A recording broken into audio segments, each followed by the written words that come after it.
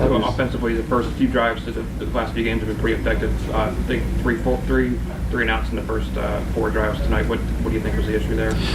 I think we've already said what the issue is. Their front 7, we couldn't run the ball effectively.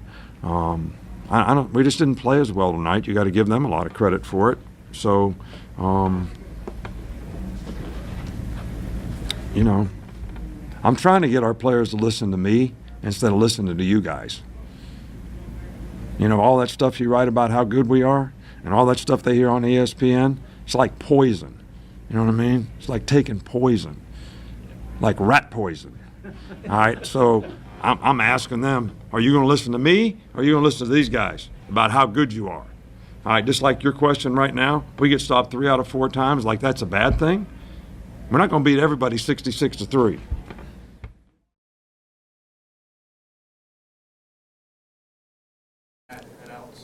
Nick, just in terms of their quarterback, obviously has some Division I or FBS experience playing at UAB. What have you seen from him? He's a very good player. You know, he's a really good player, and he does a great job with their offense. And you know, these teams that are typically the best teams in their division are really good teams. All right, and you all may be taking the week off, all right, this week, but I'm not. And a lot of people take a lot of things for granted, and I get asked questions like, well, how important is it for the young guys to get to play this week? Well, how in the hell you know they're going to get to play? I mean, what makes you think that you can just assume that they're going to get to play? Because you're assuming that the other team is not very good? They do have a Division I quarterback. He plays like a Division I quarterback, and they're very, very productive on offense, and they do a great job of executing what they do. And if we don't play good against them, you all don't remember the Georgia Southern game, do you? I don't think we had a guy on that field that didn't play in the NFL, and about 4 or 5 of them were first-round draft picks. And I think that team won a national championship, but I'm not sure. And they run through our ass like shit through a tin horn, man, and we could not stop them. Could not stop them. Could not stop them. Because we couldn't get a look in practice. We didn't practice it right. All right, and everybody said the same thing in that game. Y'all took a week off. All right, this wasn't important. All right, so it's not important to anybody else. It's got to be important to the players, and it's got to be important to us. You know, everybody gets all excited about the beginning of the season. You know, you get excited about getting married. All right, but after you're married for a while, you know, you got to have a process to make it work. All right, and no matter what happens, we need to have a process to make it work in every game that we play. Every game that we play. Can't assume anything. I don't even know what you asked me, but I just wanted to say that.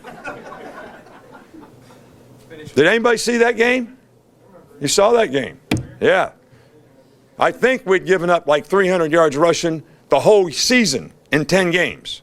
That's like 30 yards a game. And all anybody wanted to talk about was how dominant the front was and how nobody could run against us. They got 300 yards rushing in 1 game. You don't remember that?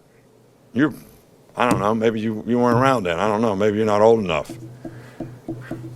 Finish up here. Please finish well, Alex. You sure you want to ask? I'm good.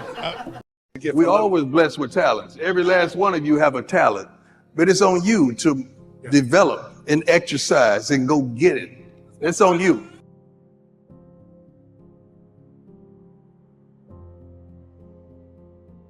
That's not on mama, that's not on daddy, that's not on the friend, that's not on the homie, that's on you to go get it. So all of you got something inside of you that is just screaming to get out. And it's about time that you bring it out. I like work ethic and I like talent, but I also love character.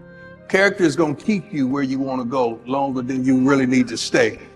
Work ethic is unbelievable. Talent is as well. But sooner or later, it's something that's inside of you just has to want it.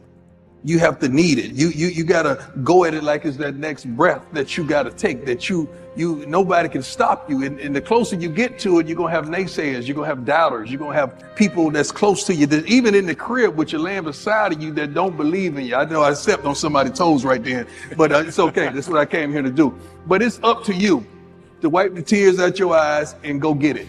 Because my motto when I was 7 years old is I believe.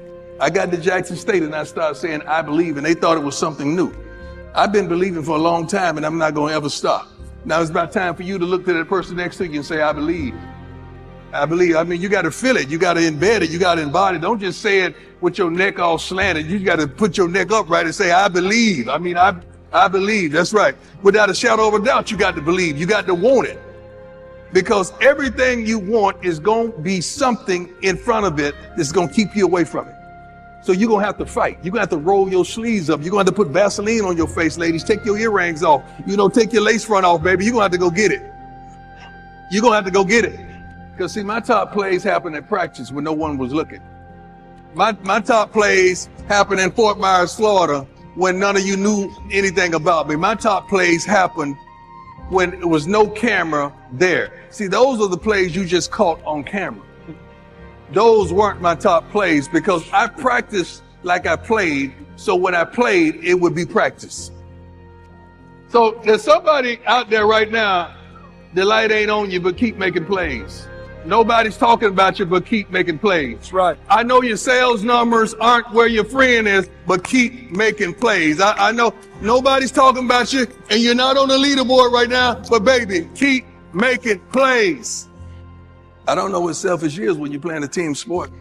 But even at a team sport, it was Yeah. my stats, my thing. No, it wasn't about me, but the better I did, the better we were. So you could see it as selfishness. You could see it as braggadocious. You could see it as individualism, but the better you are, the better it's going to be for your company. The better it's going to be for your team. The better it's going to be for your family. The better it's going to be for your kids. The better it's going to be for your siblings. So you got to do your thing. I love team. But in the middle of Dion, there's an I. In the middle of the win, there's an I. In the middle of prime, there's an I. So I knew I had to do my job to make it easy for everybody else. Somebody made a mistake and slipped me a piece of paper and told me how much the defensive backs made at that point in time. That was like in the early 80s. I wasn't happy about that because defensive backs at that time were one of the lowest paid positions. Yep. And I said, I got to do something about that. I was already prime time from high school in the dark that they didn't know about. So when I got to college, prime time was still on the front license plate of my car. So I took that image, I took that phrase, I took that and marketed the heck out of that. So whether you liked me or you hated me, you wanted to see me play good or bad, and I was prime time. So I practiced my quotes. What do you think about the interception? Well, you shouldn't have threw it. You knew better than that. I'm the best thing since peanut butter and jelly. I had already rehearsed that. I had already rehearsed that in the dark. What do you think about that punt return? I told him not to kick to me. You'll be better off going for it on fourth down. I had already rehearsed these quotes because I believe, we're going back to I believe. I believed in me so much. I knew I was going to make the play, but I just needed a package of marketability to put myself up there where no one was. And guess what? Old primetime Deion Sanders from the 239 from Fort Myers, Florida, never touched a set of foot in the NFL. And the day I walked in the NFL, I was the highest paid defensive back ever. The combine, You gotta understand running what 40. the combine is. It's where they test you. Sure.